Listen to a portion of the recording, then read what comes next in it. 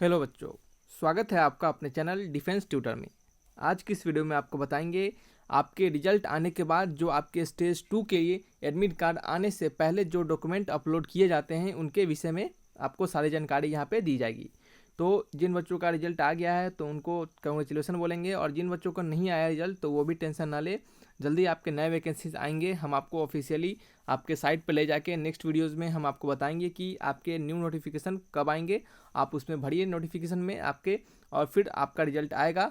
जितनी मेहनत करेंगे आप उसके अनुसार आपका रिजल्ट बिल्कुल आएगा। ठीक है, तो चलिए स्टार्ट करते हैं वीडियोस को। यहाँ पे हम आपको बताते हैं कि किस प्रकार से आपको कैसे कैसे जाना है और आपको क्या क्या डॉक्यूमेंट वहाँ पे अपलोड करने हैं। ठीक है, तो आइए बढ़ते हैं वीडियोस की ओर। देखिए, यहाँ पे फर्स्ट ऑफ ऑल आपको ऑफिशियल साइट पे जाना है कोस्ट गार्ड के, और वहाँ पे आपको साइन इन का ऑप्शन मिलेगा। तो आपको साइन इन पे जाना है, अपने ईमेल आईडी को डालना है, अपने पासवर्ड को डालना है, कैप्चा फिल करने के बाद आपको लॉगिन कर देना है। ठीक है, लॉगिन करने के बाद जैसे ही आपका रिजल्ट सेक्शन में जाइएगा तो आपको रिजल्ट बताएगा। आपका जो भी रिजल्ट होगा, अगर आप रिजल्ट में पास आउट नहीं हो पाए हैं तो आपको वहाँ पे नंबर सिर्फ दिखा दिया जाएगा और आपका कट ऑफ शो कर दिया जाएगा, और वहाँ पे आप देख के समझ पाएंगे कि आपका क्यों नहीं निकल पाया है। ठीक है, और जिन बच्चों का अगर वो क्या होंगे स्टेज सेकेंड के लिए, सेक्शन 2 के लिए, या फिर क्या है स्टेज सेकेंड के लिए पास आउट हो गए होंगे, स्टेज सेकेंड के लिए उनको क्वालिफाई कर दिया गया होगा, तो उनके जस्ट नीचे यहाँ पे आपको अपलोड डॉक्यूमेंट का ऑप्शन दिया जाएगा। ठीक है, जैसे ही वो नीचे स्क्रॉल करेंगे, जैसे ही रिजल्ट देखने के बाद नीचे स्क्रॉल करेंगे तो आपको अपलोड डॉक्यूमेंट का ऑप्शन दिया जाएगा, और यहाँ पे लिखा रहेगा अपलोड डॉक्यूमेंट फॉर स्टेज 2। क्या लिखा रहेगा? Upload document for stage 2। और जस्ट इस अपलोड डॉक्यूमेंट फॉर स्टेज 2 के नीचे यहाँ पे आपको बॉक्स में, यहाँ पे लिखा होगा, बॉक्स नहीं होगा एक्चुअल में, वहाँ पे लिखा होगा आपका कि क्या क्या आपको एडिशनल डॉक्यूमेंट लगेंगे स्टेज 2 के आपको डॉक्यूमेंट को अपलोड करने में। ठीक है, सभी सेक्शन के अलग अलग डॉक्यूमेंट्स का जरूरत है, क्योंकि सभी के एजुकेशनल क्वालिफिकेशन अलग है। यांत्रिक वालों के लिए अलग है, जीडी वालों के अलग है, डीबी वालों के लिए अलग है। सो इस कारण से सभी के अलग अलग आपको डॉक्यूमेंट्स फुलफिल करने पड़ेंगे, आप जिस सेक्शन में फॉर्म को अपने भरा है और आपका जिस सेक्शन में रिजल्ट आया है। ठीक है, तो आइए समझते हैं हम यहाँ पे कि किस किस सेक्शन में कैसे कैसे रिजल्ट, और कैसे कैसे आपके डॉक्यूमेंट, कौन से डॉक्यूमेंट्स आपको भरने हैं। ठीक है, आइए बात करते हैं यहाँ पे। सबसे पहले जैसे ही आप यहाँ पे जो ऑप्शन होगा उसको आप क्लिक कीजिएगा तो आपको लिखेगा वहाँ पे document required during stage 2 PFT और मेडिकल। ठीक है, पीएफटी और मेडिकल के लिए आपको डॉक्यूमेंट स्टेज 2 के लिए क्या क्या लेंगे। ठीक है, आने वाली वीडियोज़ में हम आपको इससे पहले भी बता चुके हैं कि आपको पीएफटी में क्या क्या होते हैं और मेडिकल आपको कैसे लिया जाएगा, इनिशियल मेडिकल। फिर भी हम आपको इसके बाद भी कुछ वीडियोज़ में हम आपको बताएंगे कि आपको पीएफटी में क्या क्या करने होंगे और आपका मेडिकल कैसे लिया जाएगा। ठीक है, देखिए यहाँ पे हम बात करने वालेंगे। जैसे आप यहाँ पे जो आपको ऑप्शन होगा उसको क्लिक कीजिएगा तो आपको ये पेज आपका खुलेगा। ठीक है, इस पेज में आपको लिखा होगा document to be uploaded if shortlisted for stage 2। अगर आप स्टेज 2 के लिए शॉर्ट लिस्टेड हुए हैं तो आपको कौन से डॉक्यूमेंट अपलोड करने होंगे। ठीक है, तो यहाँ पे आपको लिखा रहेगा पहला नंबर में ऑल कैंडिडेट्स, यानी सभी कैंडिडेट्स के लिए जो एडिशनल डॉक्यूमेंट अपलोड करने हैं उसके बारे में यहाँ पे लिखा गया होगा। तो यहाँ पे लिखा गया है formula for conversion of CGPA grade into percentage for class 10th। यानी आप सभी बच्चों का जो भी आपके डीबी होंगे, जीडी होंगे, यांत्रिक होंगे, सभी के लिए क्लास 10th का आपका CGPA से आपको परसेंटेज में कन्वर्ट करके उसको लिखना होगा। ठीक है, वहाँ पे आपको दिया जाएगा ऑप्शन, वहाँ पे आपको लिखना होगा।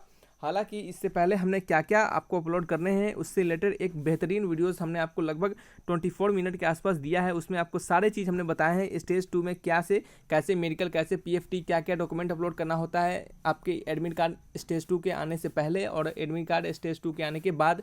सभी चीज़ हमने आपको वहाँ पर बताया है। ठीक है, तो आप 24 मिनट्स का वीडियो जाकर देखिएगा जरूर। फिर भी यहाँ पे वीडियोस में हम आपको सारे डाउट आपको क्लियर कर देंगे। फिलहाल अभी आपको क्या डॉक्यूमेंट अपलोड करना है उसके रिगार्डिंग। ठीक है, तो यहाँ पे पहला आपका जो ऑल कैंडिडेट में जो आपको डालना होगा कि वो आपको CGPA से ग्रेड में परसेंटेज का कन्वर्जन करके आपको डालना पड़ेगा। ठीक है, क्लास 10th का, याद रखिएगा क्लास 10th का। फिर जो नेक्स्ट आपका डॉक्यूमेंट होगा, नेक्स्ट जो आपको डॉक्यूमेंट अपलोड करने होंगे वो क्या होगा आपका, यहाँ पे हम आपको बता दें।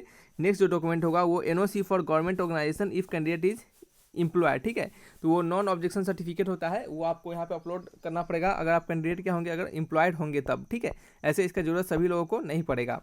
नेक्स्ट यहाँ पे क्या है, additional marksheet for class 10th if applicable, यानी अगर आप क्लास 10th का मार्कशीट अगर होगा वहाँ पे, अगर आपको एप्लीकेबल होगा, जैसा वहाँ पे ऑप्शन दिया जाएगा उसके अनुसार आपको क्लास 10th का मार्कशीट भी वहाँ पे डालना पड़ेगा। ठीक है, तो ये सभी कैंडिडेट के लिए क्या है, ये सभी कैंडिडेट के लिए है।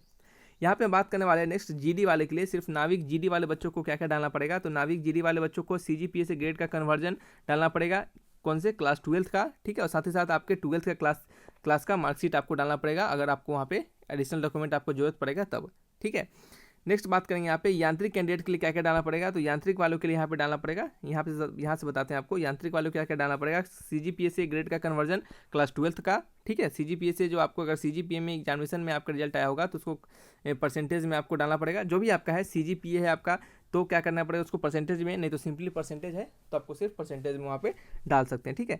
नेक्स्ट आपका क्या है कि एडिशनल मार्कशीट क्लास 12th का, यांत्रिक वालों के लिए एडिशनल मार्कशीट क्लास 12th का डालना होगा। और साथ ही साथ marksheet for all year semester of diploma, यानी आप जिस भी सेक्टर से डिप्लोमा किए हैं, जिस भी ब्रांच से डिप्लोमा किए हैं, या तो मैकेनिकल हो या इलेक्ट्रिकल हो या इलेक्ट्रॉनिक्स हो, किसी से भी अगर आप डिप्लोमा किए हैं तो उसके मार्कशीट सभी ईयर्स के और सभी सेमेस्टर्स के वहाँ पे आपको अपलोड करने होंगे, ठीक है।